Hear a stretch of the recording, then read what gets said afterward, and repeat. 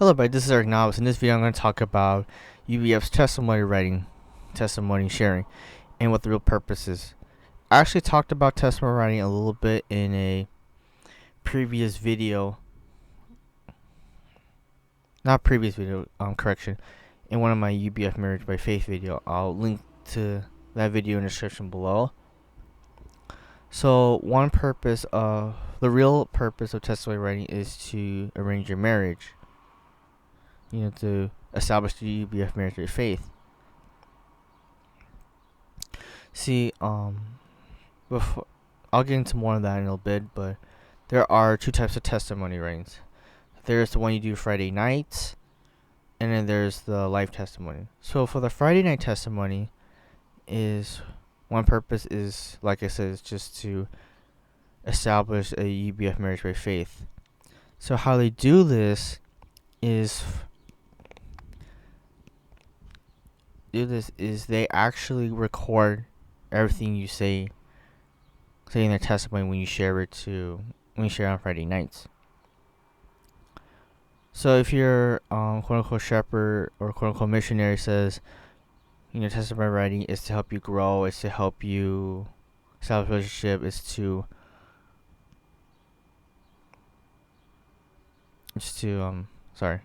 drawing a blank here. Is for you to write what God showed you. That is a lie at all. Because testimonies, they have to be done in a certain way, but they don't explain it or break it down to you like that. So for the Friday night testimonies, they wanted like 25% about the message and what you saw, or to be more accurately, how UBF interprets the passage, and you basically reiterate that interpretation. The other 75% of the testimony, it has to be about you and what you did in your personal life. Like what they look for, like especially when they going to set up your marriage by faith, is they look at how old you are, what kind of job you have, your racial background, are you rebellious or loyal, what area do you live in, do they have a job, a career, are they thinking about marriage, are they thinking about dating, do they have a girlfriend, what school they go to. That's what they look at. And when they take notes of what you say, it's usually mental notes. But the UBF quote unquote missionaries, they actually have a notebook where they write down the person's name, and they would take like actual notes every time a person is sharing their testimony. Because I remember way back in the day when I first did testimony writing, testimony sharing night, Grace Beck, the wife of John Beck, she would always sit in the back, and this is a fact, by the way. Whenever testimony night happens, the UBF quote unquote missionary, they would always sit either at the way back or in the middle, like midsection, but they never sit in the front. The reason being, so they want to see how the other church members are reacting to that testimony.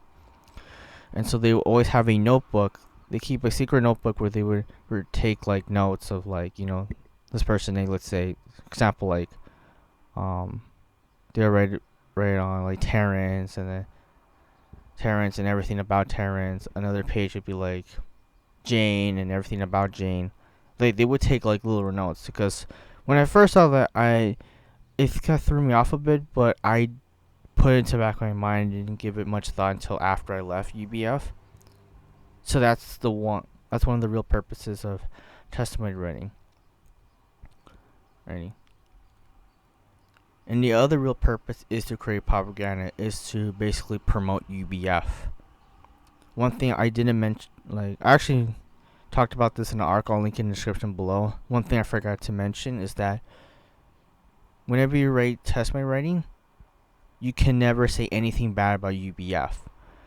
If you were to say anything bad about UBF, even if it's biblical, even though there's biblical evidence to show that something's wrong with UBF, or if there's undisputed evidence, what's going to happen is you're going to get rebuked, disciplined, even though there's no basis for that rebuke.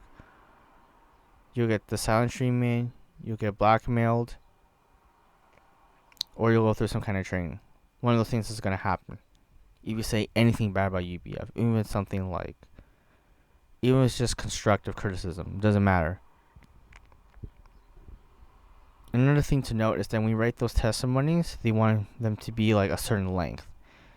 Some chapters are more strict than others, like extreme chapters like Chicago or Bonn in Germany. What they want is they want testimony writings like 10 pages, 20 pages, and this is not exaggeration. They want testimonies that long, right? They want at least, I think, 3 pages now. At El Community UBF, I think they might be more lenient about it. Supposedly that's what I've heard, but they want testimony writings a certain length. They don't want it like a paragraph or nothing like. They want it like long, and they want it to be about. They want their testimonies. They want your testimonies to be really deep. By deep meaning they want it deeply about you and what's going on in your life. You can actually write deep testimony that's not about you. For example, let's say you see the movie or read the book Heaven's Real. This is one of a boy who went to heaven and back. Or a more recent case, there's the church that got into flames in Notre Dame. You could write about like how those events inspire you to really, like the Heaven's Real inspire you to really love God and appreciate God all the more. Or you can write or the case of Notre Dame, like you write about how time is imminent and how I should repent. They're not going to like that testimony. They don't want you to write about something you saw or something what other Christians are doing. Not even, I don't know about other UBF Christians. I'm not sure. I think they might be okay with that. I could be wrong about that, in that regard. But they don't want you writing about something else you saw or something. So what other Christians are doing, even if there's clear-cut evidence that God is really working in their lives. Like they want it to be about you and what you did that week. What your thoughts are. More like kind of like a journal in a way. That's what they look for. And like I said, if you don't give that to them, you'll get the silent treatment, you get rebuked, blacklisted, or go through some more training. Also, during testimony writings, you cannot call anybody out for something that's inaccurate. And oftentimes, testimony writings are either exaggerated or there's some inaccuracies. You can't call that out. You cannot call it out without some consequence. Blacklisting, silent treatment, more quote-unquote spiritual training. It's because all the testimonies, they want them done in a certain way. If you ever notice that when you go there for several months or more than a year, you notice they all sound the same. And it's not an accident. It's done like that on purpose. It's to create this kind of effect where when you see the same information, that you become more confident in that information. And as far as not only that, but they also create this effect where the illusory truth effect, where you start to see that same information, you start to believe it's true. So there's some psychological manipulation behind UBF's part. And that way, when you see that same information, you start hear only good things about UBF and how UBF quote unquote changes people. You start to believe, oh, that's true, and then anything else anyone says or if anyone from UBF says otherwise, it's not true at all. Right? But yeah, there's actual documented research that's been done about this, and those techniques are nothing new. These techniques have been done for a long time, ever since. Well, propaganda has been around for a long time, but more particularly and it's more prominent in the 20th century to this day. And the other type of testimonies is life testimonies. So those life testimonies are shared typically whenever a native delivers a message, or if delivers a message, whether it's a Sunday message, or in a symposium. So life testimonies, it's in a ABC format.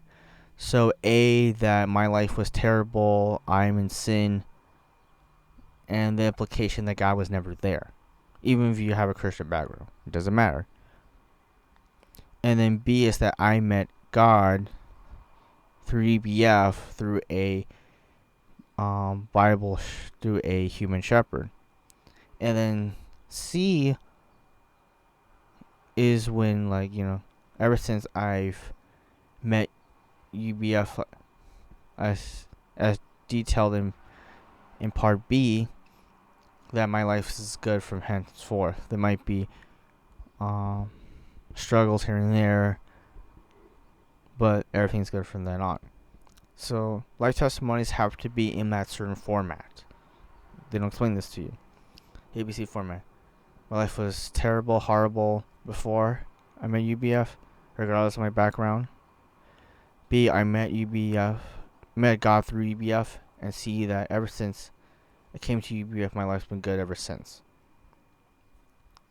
And those are the testimonies they want you to write. They have to be done a certain way. And they have to be all positive. So with the A part, you could be negative about yourself and your backstory. Apologies.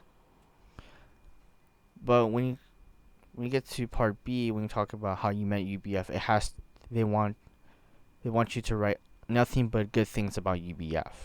Nothing negative. I mean, for those of you, let's say you're a new person watching this video, you might be skeptical at first. And I don't blame you. It doesn't happen right away, but over several months, you're going to notice this too. You'll start to notice this, and I ask you to pay attention. In fact, I recommend that you suggest that you would question the testimonies with biblical evidence or undisputed evidence, something that's clear-cut fact, and see how the UBF shepherd and the UBF missionary reacts to what you do. So if you're a new person, new member, if you don't believe me, I really want you to write testimonies differently than what they expect and see how they react. Oh, one thing I almost forgot to mention is that they all want all the testimonies, whether it's a live testimony or the ones on Friday night, they want to end it with a one word, which is kind of ironic because it's not literally one word. So the one word is basically the main thing you got out of the testimony, or I guess you could say like your thesis. So it could be a Bible verse, it could be just something you saw. And if you don't put that one word, you're labeled as rebellious. I'm not exaggerating at all. They're gonna rebellious, and then your shepherd will call you out for it, whether publicly or in privately. They'll get anxious, or worst case scenario, they'll scream at your face. You'll be like, "Why didn't you put one word?" And it's like, well, I mean, do I have to put one word? Even though they don't flat out say that, one word is technically a requirement. It's the church tradition, the church standard, right? And also, with testimony writings, they're very legalistic about it. That's it. And if you're a new person, you may not notice this right away, but after doing testimony writing for several months to a year, you're going to notice that they start becoming more and more demanding of their testimonies. They want to be more, quote-unquote, deeper. They want them to be longer. And so this is how they get you every time. They try to trick you. They don't want you to trick you into like writing testimony every week, because if you don't, they're gonna say you have to put God first. See, in UBF, their understanding of putting God first is by doing everything, all the UBF activities, and just doing what your quote-unquote shepherd tells you to do without question. So their interpretation is that if you don't do Friday testimony every single week, they're not putting God first. And that's a very narrow / shallow way of understanding of putting God first. Putting God first is more than just activities. It's also about, where your heart is. It's also about meditation. It's all about, putting your faith and because God knows whether you're putting. At the end of the day, God is the one who knows whether you're putting Him first in your life or not. Right? Your shepherd cannot tell you that. In fact, your shepherd shouldn't be able. Right? Shouldn't be telling you like whether you're putting God first or not. Because how they interpret someone putting God first is based on what they see, and they are human, and humans are, ever since the fall of Adam and Eve, are prone to sin and prone to mistakes and prone to fallacies. So definitely pray, definitely meditate, and just know that it's okay not to write down everything you meditate about. It's okay to keep things to yourself. Like King David, yes, he wrote Psalms. Yes, you can argue that those Psalms are testimony writings, but he only wrote 150 of them. He didn't write one every single week for all the years they reigned. If he did, he would have like several thousand, but he only has 150. He only wrote Psalms whenever he's moved by the Holy Spirit. Okay. And one last thing to note is that UBF has this creepy obsession with testimonies. They want you to write testimonies like all the time. Once you graduate from college, they want you to write a testimony about a graduation testimony, which is basically like a life testimony. And if you're in the common life, let's say you have a birthday, I'll talk about that more in another video, but they're kind of lenient about like celebrating birthdays, but they still want you to write at least a page testimony about how God has worked in your life and whatnot. So UBF is obsessed with testimonies, just like no end to testimonies. And something I learned from one of my friends who also left UBF was that like he actually graduated from high school, but high school he also graduated from college. Another friend was graduating from college, but they never told his shepherd because he did not want to write testimony. He was basically tired of them. It's not that he didn't have faith or anything. In fact, he still generally loves God. He was pursuing God in missionary work. And another one is pursuing God, another prominent theologian center, I guess you could say. Because they try to establish the UBF shepherds, UBF quote unquote missionaries try to establish this fear. Sorry about that. Excuse me. They establish this fear that if you don't write testimony, like the world's gonna end. They don't say that to you, but that's the kind of mindset they're trying to psychologically establish. Try to twist that and shove that down your throat, in your head. So if you miss a testimony here and there, the world's not gonna end. Jesus is not gonna punish you for that. He knows you better than any human will ever know. If there's one thing that can overcome fear besides love, is boredom. Eventually, after writing testimony for several months, you're gonna get bored of them. I got bored of them too after a while. And when you get bored, you don't want to do them. And eventually, you don't have that joy anymore. It starts to feel like an obligation to do testimonies writings. And when you do testimony writing, it feels like another homework assignment. That's what ends up happening.